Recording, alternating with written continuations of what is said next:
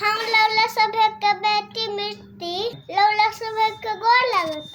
लौला सभे जानते बानी कि हमरा दादी के एक्सीडेंट हो गइल है, बाकी हमर दादी अब ठीक बाड़ी। हमर विशाल भैया के भी एक्सीडेंट भइल है, उनका ब्रेन के सर्जरी भइल बा। लेकिन खुशी के बात बा कि अब हमर विशाल भैया भी पहले से ठीक बारे। उनका स्थिति में और सुधार आवता।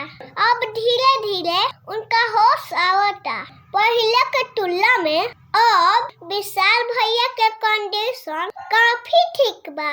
अब बुझाता कि विशाल भैया ठीक हो जाएंगे। हम लौला सभे के बहुत बहुत धन्यवाद देतनी, जितना आदमी हमार विशाल भैया खातिर दुआ कइले बानी, जितना आदमी हमार विशाल भैया के ठीक होके खातिर दुआ कइले बानी, भगवान से प्रार्थना कइले बानी। हम लौला सभे के धन्यवाद देतनी। लौला सभे के दुआ के ही असर है कि आज हमार विशाल भैया ठीक होके लगले। हम लौला सभे से प्रार्थना करतनी कि आगे भी हमार विशाल भैया खातिर भगवान से दुआ करत रहम कि हमार विशाल भैया बढ़िया से ठीक हो जास। बहुत बहुत धन्यवाद। लौला सभे के दुआ के असर है कि हमार विशाल भैया अब ठीक होके लगले। आगे भी दुआ करत रहम।